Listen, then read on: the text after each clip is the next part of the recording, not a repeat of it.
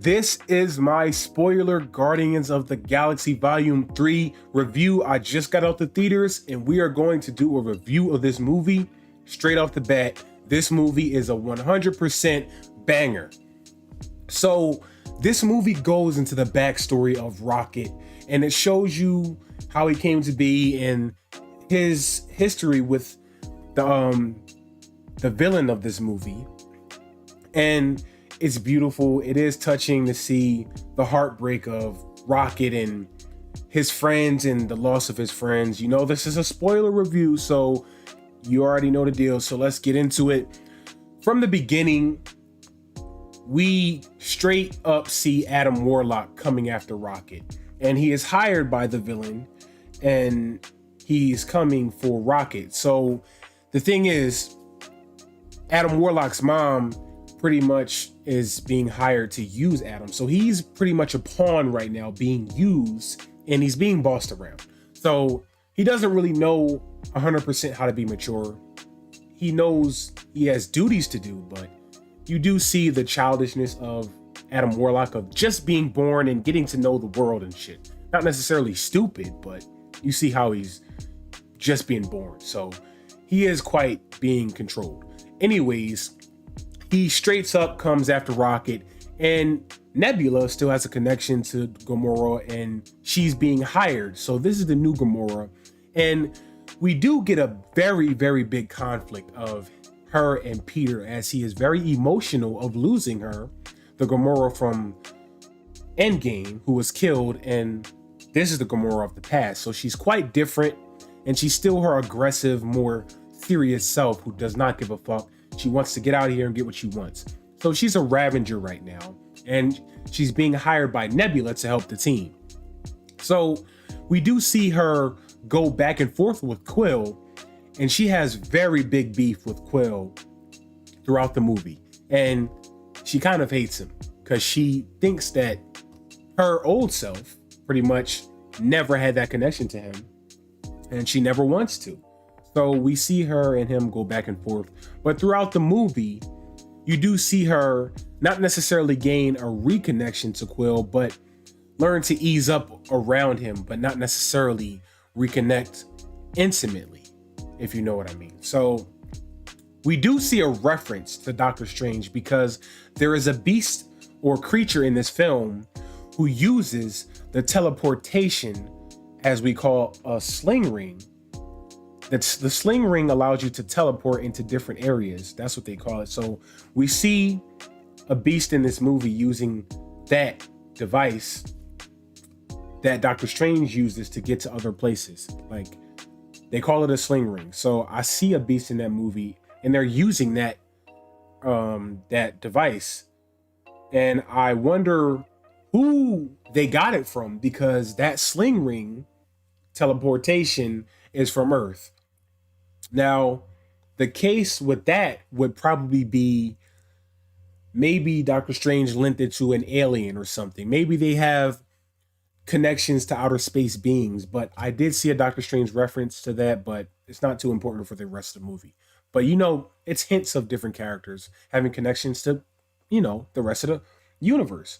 So throughout the film, Rocket falls into like, he falls a little bit sick, not necessarily sick, but he has some sort of device into him that's hurting him. And throughout the movie, they're trying to help him. So they try to go help him and get this information leading back to the villain, his creator. And his creator is trying to hunt down Rocket to get him, because Rocket is important to the creator, but not necessarily too important because he wants to get rid of him. So he's hunting down Rocket and they're trying to save Rocket throughout the entire film. And the Guardians, they find him on Counter Earth, which is a place where he takes creatures, evolves them, and puts them on that Earth to make the perfect world. And they battle him in the end of the film, and they defeat him and save the children who were on the ship, which were kidnapped and stuff. So by the end, we see them really connecting to each other and loving each other as a family. And Groot, he's evolved. Like he's pretty much a beast. Like overall, this movie, bro, the action sequences in the end, bro, was so badass, bro. Peter Quill, bro, Star-Lord in this film, bro, he was a very, very badass in this film, bro. No hate at all for this movie. Straight up 1 out of 10. No, 8 out of 10. On a scale of 1 to 10, this is a straight 8. 8. Usually when I walk out of movies and I have mixed feelings, that's a very bad sign. I walked out of this movie with no mixed feelings at all. Ant-Man and the Wasp, I walked out with mixed feelings, and I hate that movie now. Justice League, I walked out with mixed feelings. I hate that movie now. So when I don't walk out of the movie with mixed feelings, that is a good sign. When I am sure that that movie was a good movie, it is a good sign. This movie deserves 5 stars, 100%. I loved it. And at the end of the film, we see the Guardians split up, and we find out that Peter Quill has a grandfather on Earth. So he takes a break and goes to reconnect with his grandfather. Gamora, she reconnects with the Ravengers.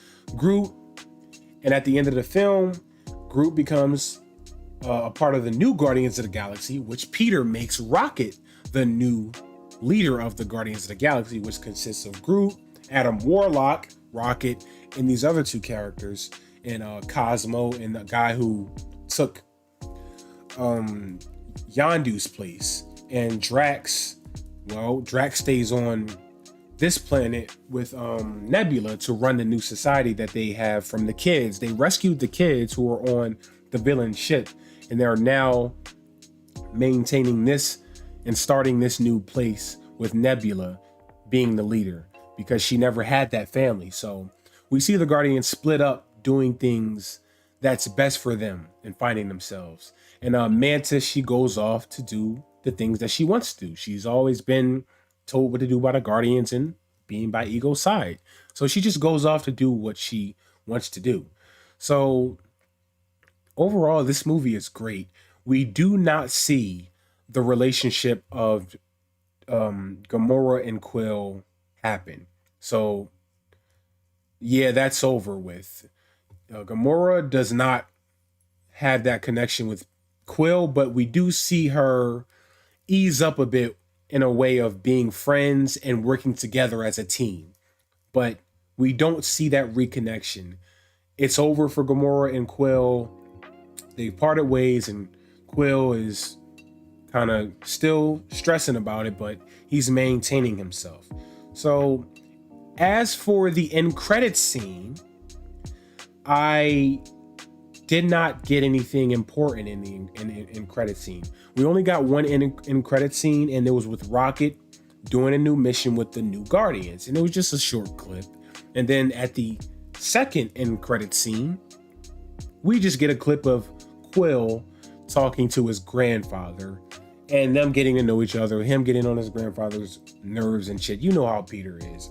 But overall, nothing important was revealed in the end credit scene. Nothing at all. I wasted my time for the end credit scene, but you know, it's whatever. But so far, the overall film was amazing. 5 stars easily. Great action sequences, great emotion. James Gunn, he did it again. This one is a banger. And one thing I have to say about this is I was never interested in Guardians of the Galaxy.